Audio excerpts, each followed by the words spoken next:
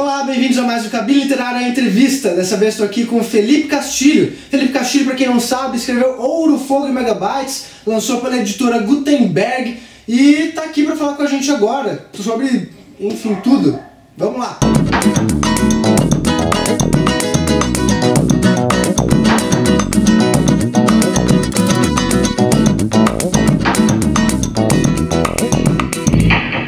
Felipe, em primeiro lugar, obrigado por estar aqui no Cabine Literária. O que você achou do estúdio? Cara, eu não imaginava que era tão grande. A equipe também, eu fico até... Imensa, né? Assim, toda essa plateia.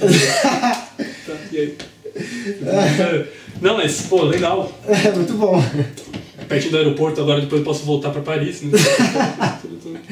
Com certeza. Sim.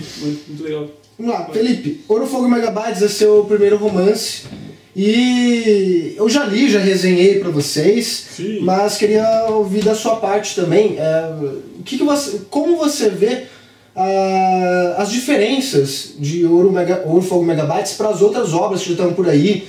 Enfim, as razões mesmo pelas quais você resolveu escrever uma obra nova. Ele tem um diferencial que eu não vejo muito em obras brasileiras. Sim. Que é se desprender de alguns clichês, e o pessoal, quando vai fazer com folclore nacional, pende para o regionalismo. Sim. O que é bacana, mas quando vai falar de algo de regionalismo, de folclore, continua com o pé, sabe, essa coisa meio cartilha escolar. Você quer dizer alguma coisa, tipo, sempre que tem folclore é no meio da floresta? No meio do mato. No meio do mato. Tem gente que faz isso muito bem. Não estou dizendo que isso é ruim fazer desse jeito. Mas eu nunca vi uma visão, o folclore, no meio da modernidade, do pessoal hoje em dia. De fato, para quem não leu ainda Ouro, Fogo e Megabytes, a gente tem todos os bichos de folclore e tudo mais correndo pelas ruas de São Paulo. Invadindo lugares e pulando prédio, não é aquela coisa no mato mesmo. Eu também posso estar falando por ignorância, eu acho que eu não li tudo a respeito. Sim, claro. que existe isso tudo. Mas eu quis dar uma ambientação que eu tenho certeza que ninguém daqui abordou. Tem essa coisa, Santa Ifigênia, passar por meio de shopping, no caso não do Ouro Fogo, mas assim, na sequência dos outros livros, tem muita coisa em São Paulo e fora de São Paulo. A minha ideia também é abordar um pouco de cada região do Brasil. Sim. Mas é do ponto de vista de um moleque nerd, né? Vão ser 4 livros, é isso? Esse mais 4, 5 no Esse total. mais 4, então 5 no total. A coleção vai se chamar O Legado Folclórico mesmo. Legado Folclórico. E aí são mais... Tem mais 4 por aí, comecinho do ano que vem o segundo. Certo. Quer falar um pouquinho sobre o que a gente pode esperar? Opa, então. Ele vai fazer algo que você comentou. Ele vai pro meio do mato. No 2 vai pro meio do mato. Ele tem uma... Voltando às origens. Porque o elemento que... Todos eles vão ter... Os títulos dos livros vão ter assim... Não sei o que lá, né? Então, o elemento vai ser o terra, né? Então, é prata, terra e alguma coisa. O símbolo. Assim, tudo. Então, sempre muito misterioso. Muito mistério. Eu não aguento mais tanto mistério. Eu tive que falar agora do spoiler do título. Nossa, então. Mas e ele vai ele vai lidar um pouco com o meio do mato. O lance dentro do livro, né, tem a parte que aborda o jogo online, que o personagem principal o Battle of Asgard. Isso, né? E ele não vai começar que nem nesse. O começo é basicamente só dentro do jogo, né? O chat e tudo. Exatamente. Esse segundo livro, não. Ele começa em Rasteirinha, na cidade que o Anderson mora, né? E vem para São Paulo também, mas em outro âmbito. Ele já começa com outro problema. Sim. Assim, então, e o jogo aparece ao decorrer do livro. O jogo ele vai ter uma... Ele é um personagem. O Battle ele é um personagem. O jogo é um personagem. Eu acho que assim, ele permite muita coisa na história. Ele vai ser a resolução de muitos problemas, e eu acho que ele é um personagem, assim, do jogo. Ele tem uma... Eu tô falando do jogo. Do livro. É um livro, não é um jogo. O que? Ele tem uma inteligência artificial, ele vai interagir com as pessoas de fora? É, tipo meio Hall 9000, né? Tô imaginando isso. Ele vai matar as crianças, todas as crianças do Brasil, assim, que nem Não, socorro. Não, ele... É porque eu acho que essa coisa da vida dupla do Anderson, ser o Shadow, né? Que é o elfo que ele joga, tem coisas que ele só vai poder resolver dentro do jogo. Entendi. Problemas da trama que o jogo vai ser uma peça-chave. Eu acho que primeiro ele dá a entender isso, mais ou menos, que o jogo ele pode ser mais importante, não é só um capricho que eu coloquei no meu filho. Certo. Bem, e com tudo isso, com o jogo, com tudo que você menciona no livro, tem planos de a história entrar em outras mídias, fora os livros, assim? O que está acontecendo? Jogo. Um jogo? E como é que vai rolar? Como é que... Pode jogar agora? Apesar de escrever sobre... Pode, entre já em battleofasgard.com. Não existe. Mas existirá algo do tipo... Eu não posso falar muito por dois motivos. Um, por ser um completo imbecil com informática e programação e tudo. Então, tem gente que deve estar mais informado sobre o jogo do que eu. Mas teremos ele vai ser uma coisa meio cross-media. Assim, tem planos se concretizando. E ele vai fazer parte... A história do jogo vai fazer parte da história do livro também? Vai se completar? Ou... Eu queria... eu admiro quando... Lembra? Tem a Torre Negra. Teve um joguinho que meio que influenciava... Você influenciava a história... Você não influenciava a história, mas assim, é como se você fizesse parte da história. Eu estivesse por trás das cortinas da trama. Tem o próprio Star Wars, né? Aquele... Sim, como que chama? Force Unleashed. Ele é... O Force Unleashed ele foi declarado como parte do canon, né? Então, a história do bem do jogo faz parte da história original, por mais que os fãs não gostem muito disso. Eu não sabia, faz parte mesmo, então foi também. Até onde foi informado, faz parte. Que legal. Eu não joguei, eu sou um completo ignorante com jogos, apesar de poder... o cara ficou assim, Mega Man deve ser um nerd, manja pra caramba. Não, eu já falei, não sei nem onde faz o trema no Mac, assim, eu não sei. Não, eu já falei na resenha, mas tem um glossário logo aqui no começo do livro que é fantástico.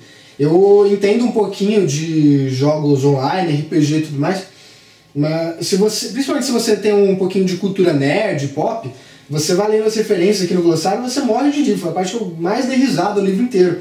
É o glossário antes de começar a história. E de onde você tirou essa ideia de ter esse glossário e principalmente de ter o glossário no começo do livro ao invés do final, que é o comum, assim? Então, o fato de ter o glossário, a ideia do glossário eu já estava pensando em pôr, porque nem todo mundo que fosse ler ia ser...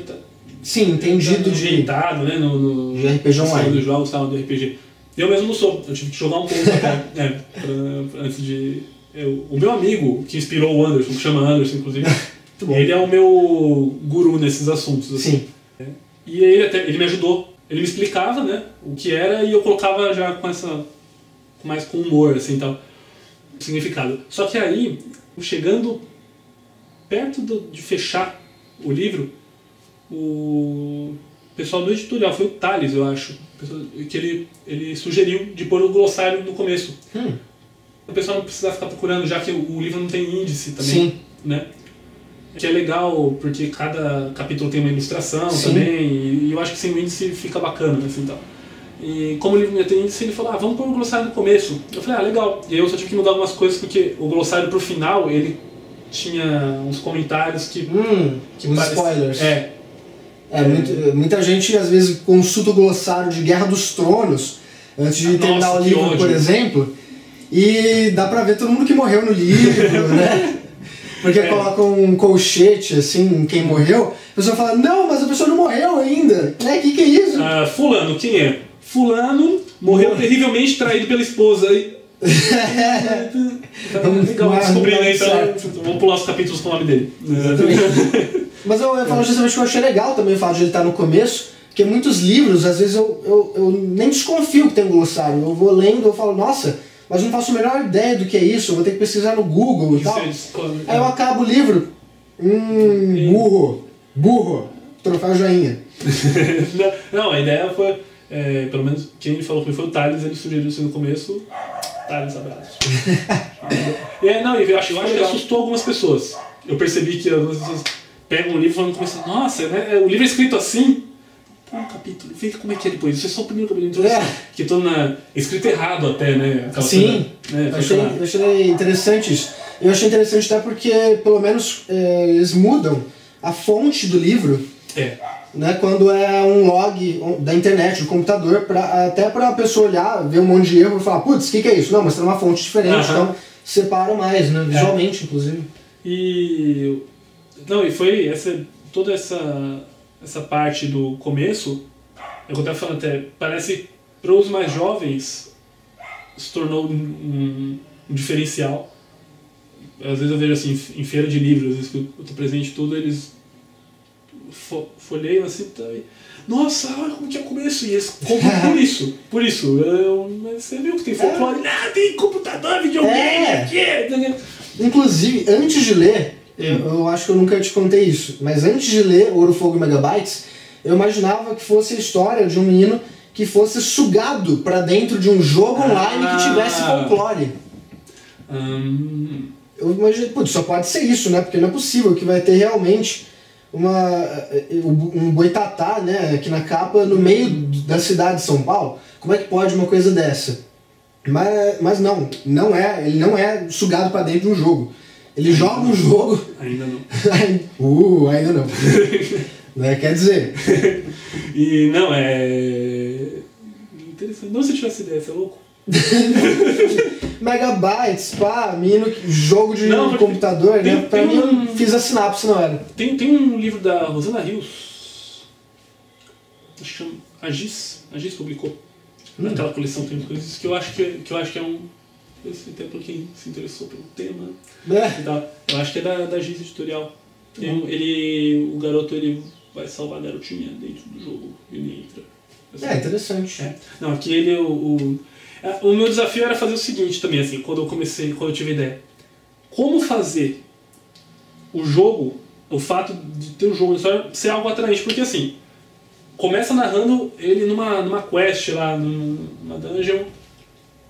Como fazer o perigo da quest ser algo ameaçador? Porque assim, ele morreu no jogo, o personagem não vai acontecer nada com ele, né? Dá respawn. Qual a graça de você narrar a aventura do cara dentro do jogo? Mas então eu tinha que encontrar um elemento que fosse causasse intriga real, que é quando aparece o personagemzinho lá, tal. Personagem misterioso. Logo no comecinho. Então o negócio é esse, como um jogo, ele não entra dentro do jogo, ele não é... tem muita coisa de... Eu acho que não fica tão claro no livro, mas que me influenciou Alice e Matrix. Matrix. No final tem eles têm alguma coisa a ver porque eles são, de certa maneira, envolvidos em um mundo diferente daqueles que eles são acostumados. Sim. E Matrix, eu amo Matrix. Eu amo até o que o pessoal fala que odeia, o 2, o 3. 2 e o 3? Eu amo, eu acho perfeito o final. Aquela coisa overpower toda, assim, que é meio Dragon Ball até, né? Aquele último lá. Eu adoro Matrix. É interessante, pelo menos visualmente falando foi revolucionário, né? Porque o Revolutions era Revolutions da tecnologia ali, né? Sim. É engraçado que você pega agora pra assistir, não é tão... Aquela cena dele no poste rodando e sentando bicuda nos agentes Mitchell e tudo, não é tão bem feito. Tem jogo que é mais bem feito hoje em dia. Mas é antigo, né? A gente tem que... Se eu tô olhando assim, tá passando, aí tá passando Matrix. Eu gosto muito. Tem influências até dá pra perceber algumas coisas. A hora que vai falar com o Anderson, o cara chama ele de Sr. Anderson. Sim. Num tom meio agente Smith, assim, fala com ele. Sim, sim. Bem, agora as pessoas que estão assistindo vão reconhecer. Então, se vocês lerem Ouro, Fogo e Megabytes, vocês vão reparar logo no começo essa referência a Matrix. Bem, antes da gente finalizar, também queria dizer que eu não gosto de ficar devendo para nenhum programa de entrevista que tem por aí. Então, em primeiro lugar, com licença, vou pegar os meus óculos hipster, né? E dizer que a gente conseguiu uma imagem do Felipe criança, que não é essa. Bom, esse aqui. Sou eu, pelo menos. Aqui. Felipe criança, exalando... Não faz muito tempo. Exalando sedução. Nossa, cara... Super, né? Sim. Olha a pose do garoto. Polegar é um charme. E aí, você me fala um pouquinho, com essa foto em mente, da sua infância. Não precisa falar dos seus traumas, mas fala... Você acha que sua infância influenciou no seu gosto por livros, até em querer escrever, ser autor e tudo mais? Você lia muito? Sim. Seus pais te influenciavam? Me influenciou muito. Eu tenho uma tonelada de livrinho desde quando era pequeno. O primeiro livro que eu li era de um rato chamado Bigode. Eu lembro. E que eu li em voz alta, ela fez eu ler enquanto eu ia lendo e falando em voz alta, e toda vez eu falava o nome do rato, o Bigodinho, era Bigode. Aí eu lê a palavra até o fim, não suponho o que está escrito. Então, Bigodinho, Bigode. Eu dei um rato chamado Bigode. Mas eu acho que eu li muita coisa de aventura quando eu era pequeno. Assim, então, influenciou sim. E eu tenho uns rabiscos assim, com 8 anos, que eu queria escrever livro. E aí eu falava coisa que meu irmão falava, que era engraçada. Meu irmão era muito engraçado. Hoje não é mais, hoje ele perdeu a graça. Tadinho. Tô brincando. Não, mas eu escrevia umas besteirinhas em caderno, assim, tudo. Eu já queria escrever de alguma forma. E de onde saiu esse seu interesse por folclore? Eu sempre achei tão fascinante quanto qualquer mitologia. Mas teve alguma obra que você lembra que você leu? Eu acho que a primeira vez foi Turma da Mônica pra mim. Turma da Mônica. Eu não fui influenciado por Monteiro Lobato. Mais que eu... Né, legal, sua importância e tudo, mas... mas eu não fui tão influenciado não, mas... Tinha um livro, tinha uma coleção, eu não sei se era editora Ática, que tinha mitologia egípcia, mitologia grega, e tinha um de folclore. Como a coleção tinha nórdica, grega, egípcia e mitos nacionais, para mim era o mesmo patamar. Eu não encarei com aquela coisa, eu acho que a inocência de criança não tem preconceito. Isso é legal, isso é nórdico, isso tem raio, isso tem coisa, mas... E eu olhei, eu acho que com os mesmos olhos, assim, tem mito daqui, tem mito dali, então eu sempre consegui olhar o folclore como uma espécie de mitologia poderosa também. E nosso folclore é muito rico, né? Só não é tão explorado, eu acho. Nossa, pra caramba. Mal explorado, mas explorado hoje em dia, né? Porque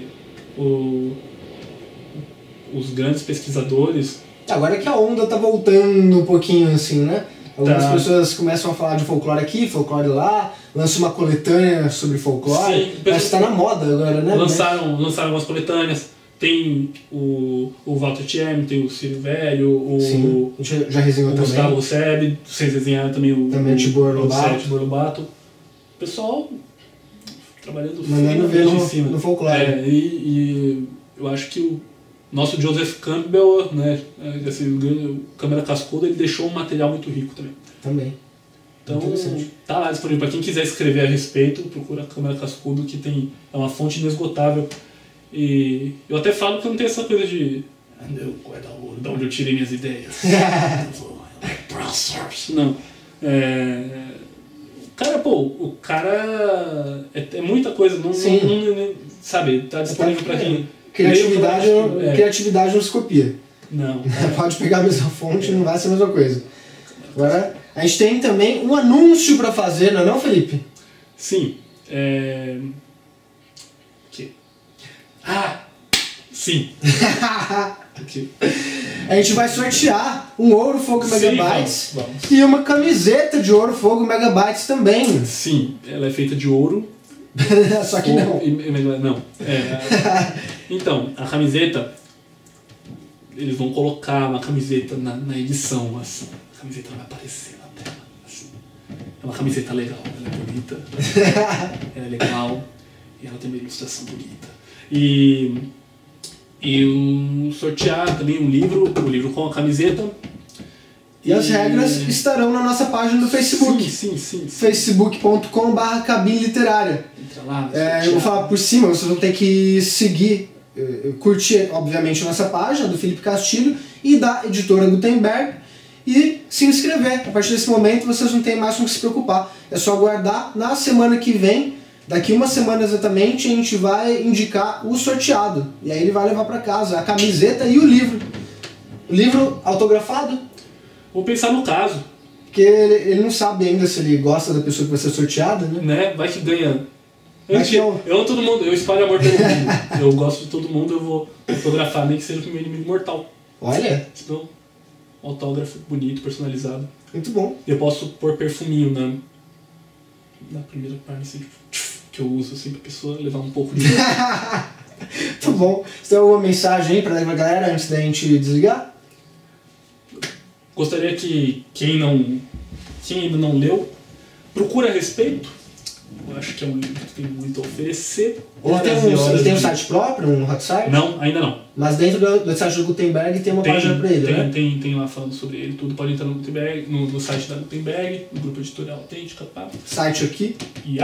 E o álbum tem muitas novidades, eu pretendo expandir esse universo do legado folclórico com contos, que uma coisa que até você comentou na resenha e que me fez pensar, apesar essa ideia do universo, de expandir o universo do legado já vinha há um tempo atrás, mas alguns personagens não aparecem, você não sabe muito sobre eles, e fazer um atrativo para o pessoal, contos solos de alguns personagens aí, tem muito personagem com potencial que aparecem mais a partir do segundo, mas algumas histórias curtas, contos e noveletas sobre alguns dos coadjuvantes, né, da história. Eu acho que é um universo que vale a pena vocês conferirem. Corram atrás loucamente. Desesperadamente. Não é por nada, mas é um livro feito com carinho. É uma coisa brega de falar, né? Assim, é um livro feito com amor. Ele é feito com...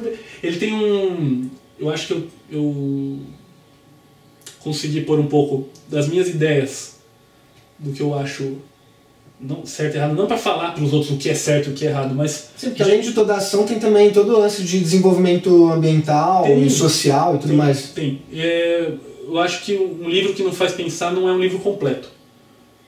Então, mesmo que em alguns assuntos ele aborde de forma rasa, um pouco superficialmente, mas ele tem um pezinho falando de ética, intolerância e tudo mais, eu acho que ele é um livro legal. Mas não é só por isso que você deve comprar, porque ele é divertido, ele é engraçado demais, ele é absurdamente legal, você vai rir demais. Ele é...